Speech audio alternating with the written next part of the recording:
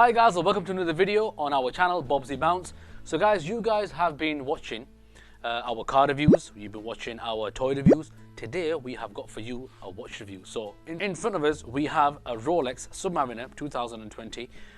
It's the no-date Submariner, if you guys know what that is. Reference is 114060. Big shout out to my father-in-law Paul, who actually let me do the review on this watch. So a bit of a background on the watch. So my father-in-law, he has been after a Rolex for all of his life pretty much, but he never got around to actually getting this watch. So then it was his 60th birthday in August, so he decided to treat himself and buy this Submariner Rolex. So he bought this watch from Edinburgh Watch Company, and I'm going to leave all the details on a website and everything, how you can contact these guys, in the description below. The managing director was so nice that he actually had his handwritten a personal note to my father-in-law after he purchased the watch. So let's not waste any time, let's crack on and unbox the watch. Right guys, so let's unbox the Rolex Submariner. Let's have a look at what this all is about. So it comes in an outer box, as you guys can see, with the reference number written on there. So this is the obviously Submariner 114060 or 114060. So as you open that, we've got some information from Edinburgh Watch Company. Once again, big shout out to these guys. So the company director is Jonathan Gilbert. Mr. Gilbert, thank you so much. He's also written a handwritten note as well, very personalised. Which company does that nowadays? Then obviously after that box you're going to get another box which has the other Rolex logo on there, so kind of embossed on there as well. Good, fine information, good attention to detail. So we'll take that off, and then we've got your typical Rolex box with the Rolex logo over there as well, gold logo. So let's have a look at this now, and we are now going to open the box. Let's have a look, and there you go guys. So that is the Rolex no-date Submariner, of course in black, with the black ceramic bezel as well.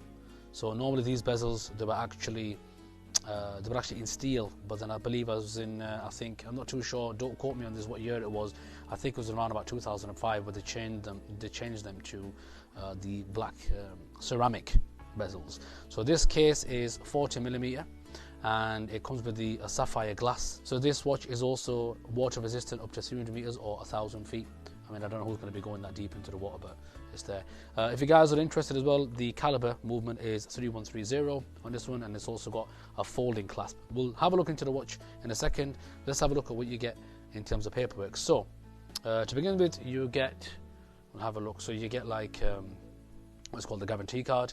And this watch was actually bought in Harrods in London. So somebody's obviously bought this watch, and then they've sold it to Edinburgh Watch Company, and then they've obviously sold it on. I don't want to show you the serial number or whatever, because there's a lot of people out there who are looking out for that kind of information to make, you know, counterfeits and stuff like that. So yeah, so that's the warranty card, the guarantee card rather. You get that. You also get the guarantee manual and the worldwide service booklet as well. It's in many different languages. I believe that might be Arabic. I think it is, yeah. But it's so many different languages, and it's got all the addresses of all the branches where they've got. Found this really strange, guys. Now the booklet, obviously, as you guys can see, it is obviously a no-date sub, which I'm going to show you in more close-up as well. However, the booklet that you get, it shows you how to change the date and stuff. Maybe it's just a generic manual for the no date and the date sub as well. This also shows you how to adjust the glide lock feature as well. Now the glide lock feature is there, which I'll show you in more detail. In fact, we'll take the watch out and I'll show you as well. So let's just have a look first of the watch. So we'll just clip it so we can have a good look at the watch. And here we go guys, it's absolute thing of beauty. Beautiful watch. Now this is sport watch, as they call it. So it's actually a sport watch. It's not, it's made to be actually worn in certain situations like diving, swimming, stuff like that. Your more day-to-day use. So as I mentioned before, I'm not going to be going into the all the nuts and bolts of this watch. However, as you guys can see, very nice, very clean design. So talking a bit more about the glide lock, as I was talking about earlier. So if you can get a good view over here. It focuses. There we go. So the glide lock feature is there, so you can wear the watch over a wetsuit.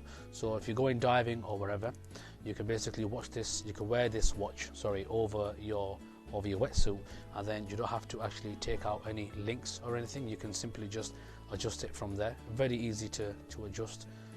It gives you an extra couple of millimeters, so it's very easy to use. I'll just show you the feature on there, and then once you're ready, say like you want to have it adjusted over here, just clip it back, and there we go, you're good to wear it again. That's what I love is the actual bezel sound. If you can, yeah, lovely.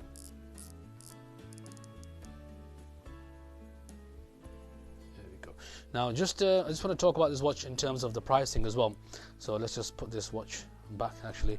So this watch, as I mentioned, I'm not going to be going through a lot of the detail. I just want to show you the watch and what it looks like. And so when this watch originally came out and sold by Rolex, it was in the region of about £6,500 if you bought it from Rolex. However, as you guys know, Rolex, you can't just walk in and buy a watch from them. You have to go on some kind of a waiting list. So this watch my father-in-law bought for in the region of about 8,900, around that figure.